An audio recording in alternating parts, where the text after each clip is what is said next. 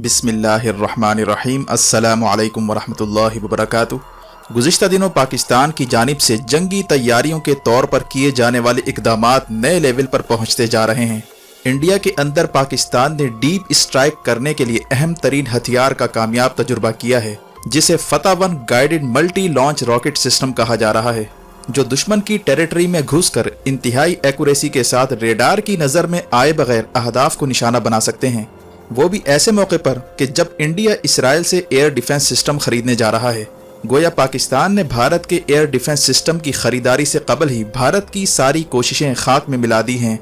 जबकि पाकिस्तान नेवी ने सब मेरीन से टारपीडो और मिसाइल से निशाना बनाने की भी मशक़ें की हैं और बहरे अरब में बहरी जहाज़ों को निशाना बनाने का अमली मुजाहरा भी किया है, वो भी ऐसे वक्त के जब सऊदी सफ़ीर ने पाकिस्तान नेवल चीफ से मुलाकातें की थी और मेरी टाइम सिक्योरिटी के हवाले से तबादला ख्याल किया था और गवादर से लेकर अफ्रीका तक की राहदारियों को तहफ़्फ़ुज़ फराहम करने के लिए पाकिस्तान ने खित्ते में तैयारियां तेज़ कर दी हैं। सवाल ये पैदा होता है कि पाकिस्तान ने बर्री, बहरी और फ़िज़ाइया की तैयारियों में क्यों इजाफा कर दिया है, रीजन में आखिर क्या चल रहा है, और पाकिस्तान नेवी के हालिया तजुर्बात के बाद मुंबई, गुजरात और दवारका की बंदरगाहों पर क्यों हलचल पैदा होती जा रही है। मज़ीद तफसीलात में जाने से पहले असलियत टीवी को सब्सक्राइब करते हुए बेल आइकन पर क्लिक करें ताकि हर आने वाली वीडियो का नोटिफिकेशन आपको बर वक्त मिल सके।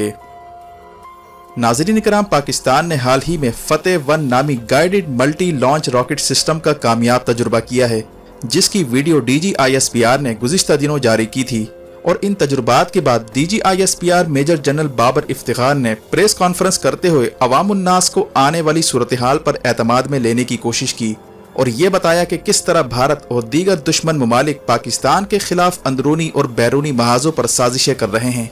जबकि DGISPR ने इस बात का भी इंदिया दिया कि ऑपरेशन रद्दुल फसाद का एक और फेज शुरू किया जा रहा है, जिसका अंदाज कुछ मुख्तलिफ होगा।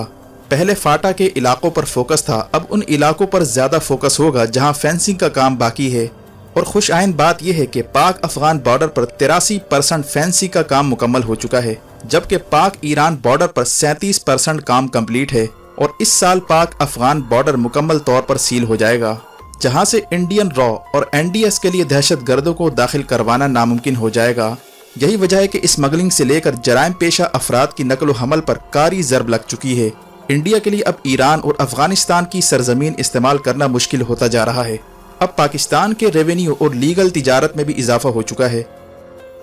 वाज़ेह है कि एक अंदाजे के मुताबिक दीगर अशिया की स्मगलिंग के अलावा ईरान से स्मगल होने वाला तेल पाकिस्तान स्टेट ऑयल को अरबों डॉलर का नुकसान पहुंचाता रहा है, जिसका किस्सा अब ख़त्म होने जा रहा है।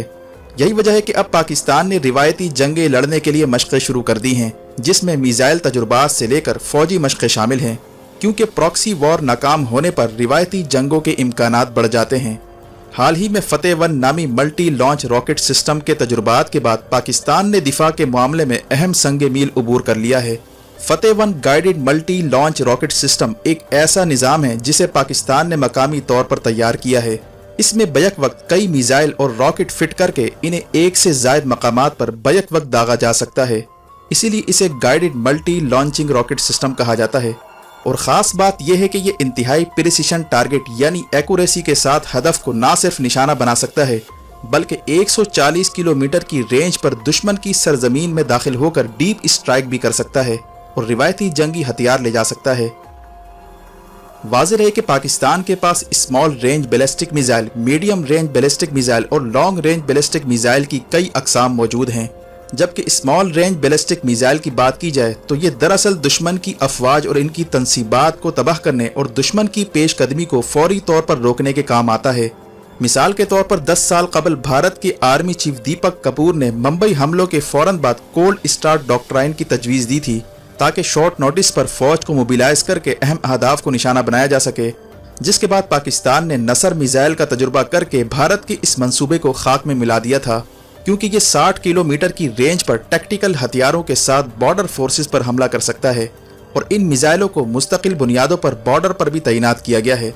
लेकिन इस दफ़ा पाकिस्तान ने फतह-1 नामी मिसाइल सिस्टम का तजुर्बा करके भारत के 2 मंसूबे खाक में मिला दिए हैं। एक ये कि भारत इसराइल से एयर डिफेंस सिस्टम खरीद कर अपने आप को पाकिस्तानी मिसाइलों से महफूज रखना चाहता था, और हाल ही में इंडिया का कहना था कि वो इसराइल के साथ मिलकर MRSAM नामी मिसाइल एयर डिफेंस सिस्टम पर काम कर रहा है।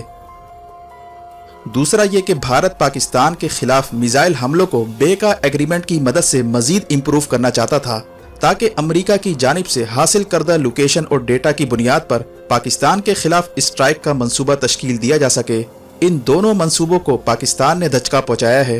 क्योंकि पाकिस्तान का मकामी तौर पर तैयार करदा multi launching rocket system back वक्त कई मिसाइल फायर कर सकता है, जो रेडार में नजर आए बगैर कई अहदाफ को निशाना बना सकता है, और इस तरह एयर डिफेंस सिस्टम के लिए डिटेक्ट करना मुश्किल हो जाता है।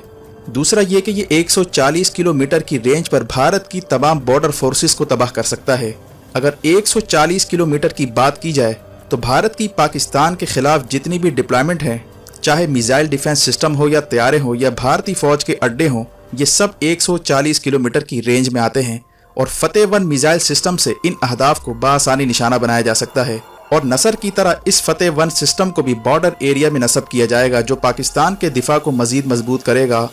दूसरी जानिब पाकिस्तान नेवी ने अहम कदम उठाते हुए बहरी फौज को मुकम्मल मशकों पर लगा दिया है। हाल ही में पाकिस्तान नेवी की जानिब से एंटी शिप मिसाइलों के कई तजुर्बात भी किए गए, और मंगल के रोज बहरे अरब के शुमाल में टारपीडो और मिसाइल से दुश्मन के बहरी जहाज़ों को निशाना बनाने की अमली मशक़ें की गईं। इससे पहले समंदर के ऊपर एंटी शिप मिसाइल के तजुर्बात किए गए थे,